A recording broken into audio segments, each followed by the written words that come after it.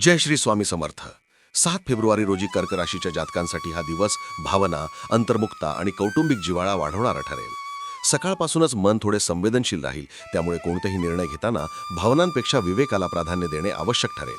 नोकरी करणाऱ्यांसाठी आजचा दिवस शांतपणे काम करण्याचा आहे. सहकाऱ्यांशी समन्वय राखल्यास कामे वेळेत पूर्ण होतील. वरिष्ठांकडून मार्गदर्शन मिळू शकते, ज्याचा भविष्यात फायदा होईल. काहींना कामाच्या ठिकाणी बदल किंवा नवीन जबाबदारीची सूचना मिळू शकते, पण त्याबाबत तात्काळ प्रतिक्रिया न देता विचारपूर्वक निर्णय घ्यावा. व्यवसाय करणाऱ्यांसाठी आजचा दिवस स्थिर आहे. जुन्या ग्राहकांशी संबंध मजबूत करण्यावर भर द्यावा.